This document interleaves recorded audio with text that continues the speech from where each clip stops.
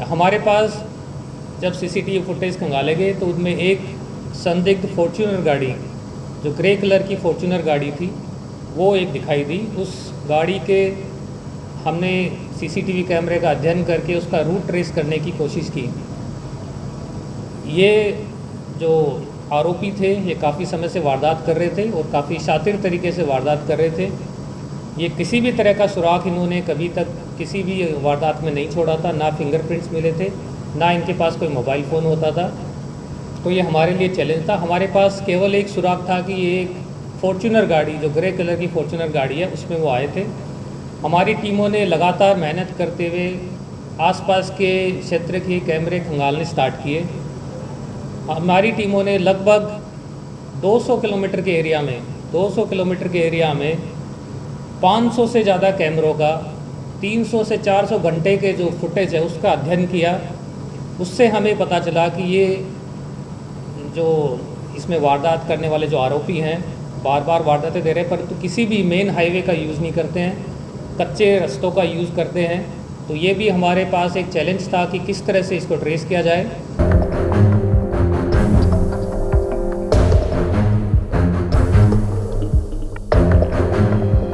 इससे पूछताछ में बताया है कि ये आर्मी से भगोड़ा है। 1997 में ये आर्मी ज्वाइन किया था। 2001 के अंदर आर्मी को छोड़ के वहाँ से भगोड़ा घोषित हो गया था। उसके बाद 2017 से आज 6 साल हो गए, 2017 से अभी तक लगातार ये वारदातों को अंजाम देते आ रहे हैं। पानीपत पुलिस के हाथ बड़ी सफलता लगी है। इस सफलता को पाने के लिए पानीपत पुलिस की CIA 1 की टीम की काफी मेहनत है। कोई बहुत बड़ा सबूत भी हाथ में नहीं था। महज सीसीटीवी फुटेज की एक छोटी सी क्लिप के जरिए इतने बड़े गिरोह का भंडाफोड़ किया गया है। ये अंतर्राज्यीय गिरोह हरियाणा के पानीपत, सोनीपत, करनाल, कुरुक्षेत्र, कैथल, अंबाला और पंजाब में ATM उखाड़ने की वारदातों को अंजाम देता था। बड़ी बात तो ये है कि ये आरोपी आपस में सगे भाई हैं। 2 एक परिवार से और बाकी 2 आरोपी दूसरे परिवार से हैं। इतना ही नहीं, ये आरोपी पिछले 5 साल से अलग अलग जिलों में ATM उखाड़ने की वारदातों को अंजाम देते थे, लेकिन अभी तक पुलिस की गिरफ्त से बाहर थे। पानीपत पुलिस ने इस गिरोह को पकड़ने के लिए काफी मेहनत की है, तब जाकर इस गिरोह को पकड़ा जा सका है। वहीं इस मामले में आज सभी आरोपियों को मीडिया के सामने पेश किया गया और पानीपत के SP अजीत सिंह शेखावत ने प्रेस कॉन्फ्रेंस कर बताया कि कैसे CIA 1 की टीम इस गिरोह तक पहुंची है। 30/5/2023 को पुलिस को किशनपुरा चौकी को ये सूचना मिली थी कि वहाँ से एक ATM, जो यस बैंक का ATM था, वो रात को उखाड़ा गया था और साथ में जो उसमें ATM की लूट करने वाले आरोपी थे, ATM की मशीन को उठा के ले गए थे। ये घटना 26 से 27 मई के बीच की रात को इस घटना को अंजाम दिया गया था। फॉर्चुनेटली इस ATM के अंदर कुछ पैसे नहीं थे, क्योंकि ये ATM काफ़ी समय से बंद पड़ा था और उसके अंदर कैश भी नहीं था, परंतु ये हमारे लिए एक संगीन घटना थी, क्योंकि इस एरिया से पहले भी 2 ATM के उखाड़ने की वारदात हो चुकी थी। इसके अलावा 2020 में भी इसी एरिया से एक और ATM उखाड़ा गया था।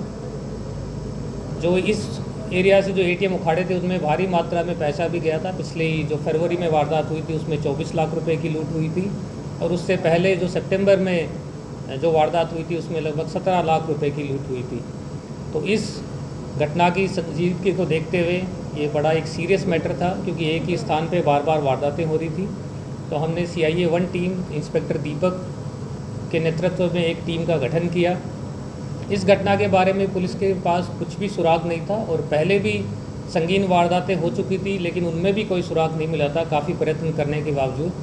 तो इस घटना को हमने काफ़ी सीरियसली लिया और एक टीम को लगातार केवल इसी काम पे कार्य करने के लिए निर्देश दिए गए। हमारे पास जब CCTV फुटेज खंगाले गए तो उसमें एक संदिग्ध फॉर्च्यूनर गाड़ी, जो ग्रे कलर की फॉर्च्यूनर गाड़ी थी, वो एक दिखाई दी। उस गाड़ी के हमने CCTV कैमरे का अध्ययन करके उसका रूट ट्रेस करने की कोशिश की।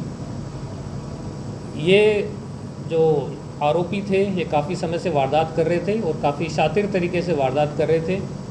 ये किसी भी तरह का सुराग इन्होंने कभी तक किसी भी वारदात में नहीं छोड़ा था, ना फिंगरप्रिंट्स मिले थे, ना इनके पास कोई मोबाइल फ़ोन होता था।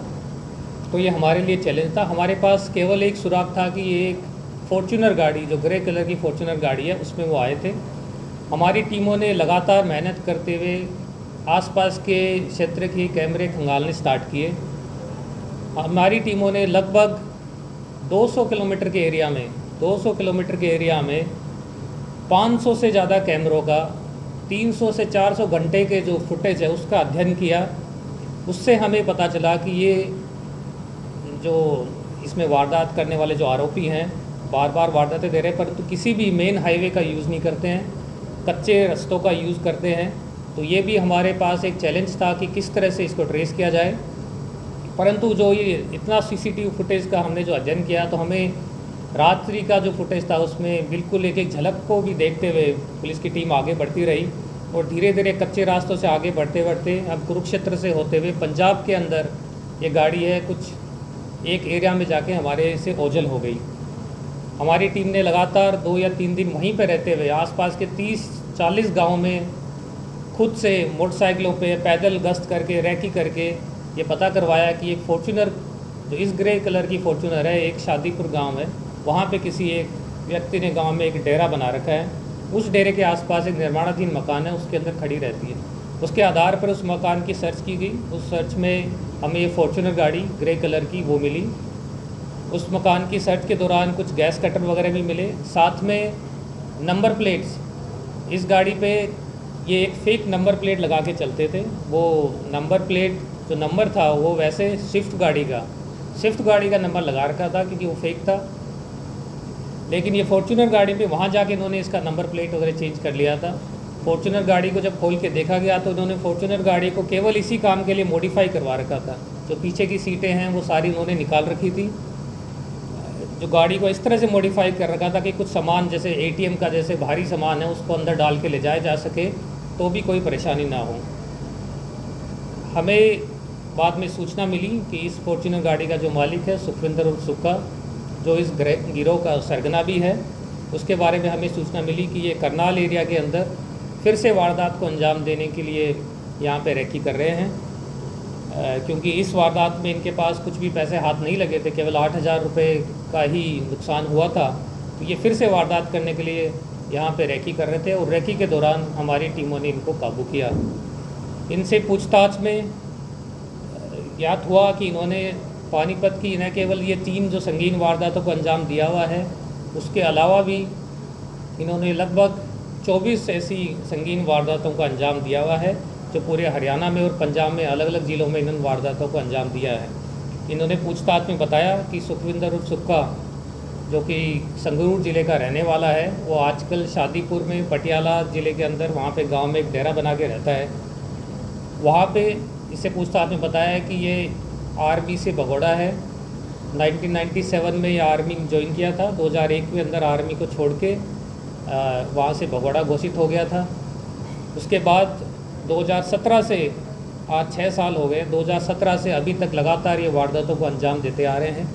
2017-18 में भी उन्होंने ATM लूट की वारदातों को अंजाम दिया। उसके बाद ये वहाँ से दुबई चला गया। दुबई में इन्होंने कुछ समय के पास काम करने के बाद ये वहाँ पे कुछ फाइनेंशियल कंडीशन इसकी ठीक नहीं रही, इसलिए वापस आ गया और उसके बाद से लगातार हर समय कुछ समय के बाद में ये वारदातों को अंजाम देते जा रहे हैं।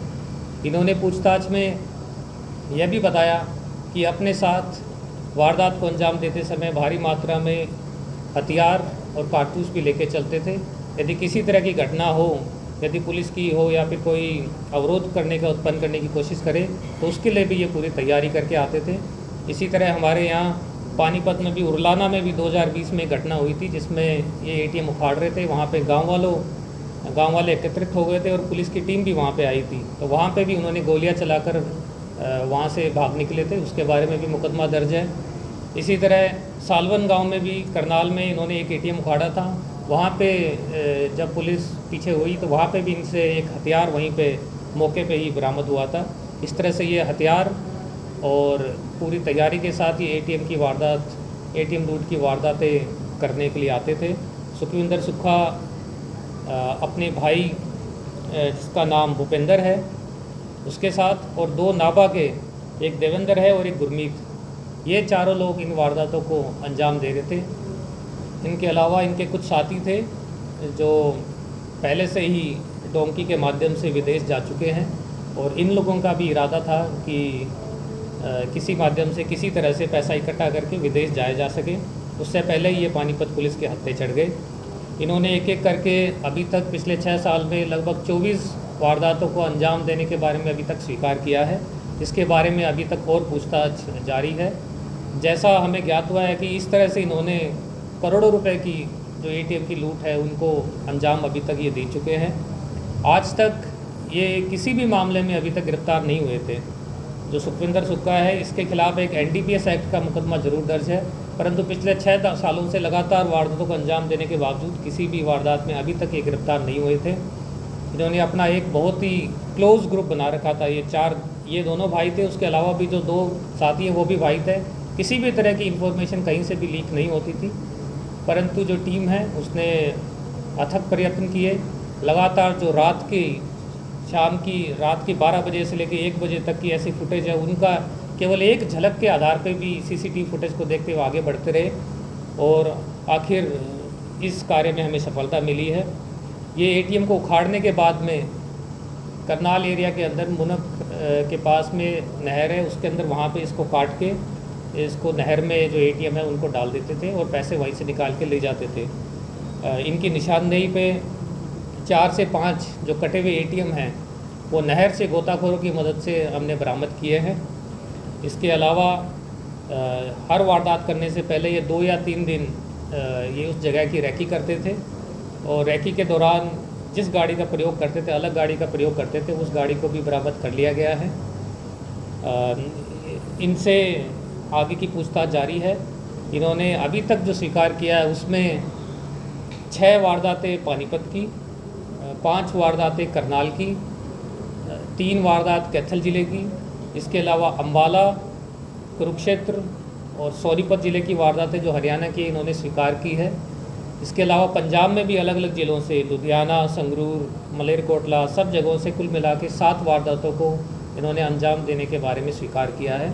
कुछ वारदात इन्होंने वो भी स्वीकार की है जिसके अंदर ये इन्होंने काटने का, ATM ले जाने का प्रयत्न किया, परंतु उसमें सक्सेसफुल नहीं हो चुके। सुना आपने, ये गिरोह कितनी चालाकी से वारदातों को अंजाम देता था। वारदात वाली जगह पर ना ही कोई फिंगरप्रिंट मिलते थे और ना ही ये मोबाइल फोन का इस्तेमाल करते थे, जिसकी वजह से ये गिरोह कई सालों से पुलिस की गिरफ्त से बाहर था। SP ने बताया कि पानीपत पुलिस के पास महज एक क्लू था, जिसका पीछा करते करते CIA 1 की टीम ने 200 किलोमीटर तक के कैमरे चेक किए, जिसकी वजह से इस गिरोह का पता चल सका है। 6 साल से वारदातों को अंजाम दे रहे थे और उन्होंने काफ़ी कुछ कैश खर्च कर दिया या फिर मोटरसाइकिल खरीदने में, घर बनाने में कर दिया है। लेकिन हमारे जी रिमांड पे है, 4 दिन के रिमांड पे है। इसके दौरान इनसे कैश की भी रिकवरी करने का प्रयास किए जा रहे हैं। क्या कुछ उम्र है? ये लगभग सभी लोग 40 से 50 की उम्र के हैं, 43-42 एज के हैं। सुखविंदर, भूपेंद्र, इसी तरह देवेंद्र और गुरमीत, ये दोनों भी लगभग 40 साल की उम्र के हैं। कहाँ से पकड़े गए हैं सर? ये करनाल ज़िले के अंदर था, मुड़क के पास, क्योंकि ये दोबारा फिर पिछले वाले वारदात के अंदर इनका कुछ कैश हाथ नहीं आया था, तो दोबारा रैकी करने आए थे, तब हमारी टीमों ने इनको गिरफ्तार किया। सर, ATM लूट के अलावा भी किसी और तरह की वारदात को अंजाम दी? ये सारी ATM ही लूट? नहीं, ये सारी केवल ATM लूट की वारदातें हैं, और यदि कोई अवरोध उत्पन्न करता था तो वहाँ पे गोली चलाने की, उस तरह की वारदातें किसी। चारों लोग पकड़े गए? हाँ जी, चारों लोग हमारे गिरफ्तार हो चुके हैं। चारों लोग 4 दिन के रिमांड पे हैं। मास्टरमाइंड कौन है? मास्टरमाइंड इसमें सुखविंदर उर्फ सुक्खा, ये सबसे बड़ा मास्टरमाइंड है, जो आर्मी से भगोड़ा भी है, और इसी का आइडिया था। ये पैसे कमा के पहले दुबई भी चला गया था, परंतु वहाँ पे सक्सेसफुल नहीं हुआ, तो वापस आके इन वारदातों को अंजाम देना स्टार्ट किया। फिर से सर विदेश जाने की पूरी तैयारी कर रहे थे? हमें शक है, क्योंकि इनके पास पासपोर्ट भी थे, लाइसेंसी वेपन भी बना रखा था। हमें शक है कि ये जल्द ही वापस विदेश जाने की तैयारी कर रहे थे। SP द्वारा बताया गया कि इस गिरोह का सरगना सुखविंदर उर्फ सुक्खा है, जो आर्मी से भगोड़ा भी है। वहीं अब तक ये गिरोह 24 वारदातों को अंजाम दे चुका है, जिसमें से पानीपत में 6 वारदातों को अंजाम दिया गया है। वहीं अब ये गिरोह फिर से एक और वारदात को अंजाम देने ही वाला था। उससे पहले ही पानीपत की CIA 1 की टीम ने इन्हें धर दबोचा। फिलहाल इन चारों आरोपियों को 4 दिन की पुलिस पुलिस रिमांड पर लिया गया है। वहीं वारदात में प्रयोग गाड़ियां, गैस कटर और भारी मात्रा में अवैध हथियार और अन्य सामान भी बरामद किया गया है। तो पानीपत पुलिस की कड़ी मेहनत की वजह से इस गिरोह को पकड़ा जा सका है। आप इस वीडियो को लेकर क्या कुछ कहते हैं, हमें कमेंट बॉक्स में जरूर लिखें। साथ ही वीडियो को ज्यादा से ज्यादा शेयर जरूर करें। वॉइस ऑफ पानीपत के लिए कुलवंत सिंह।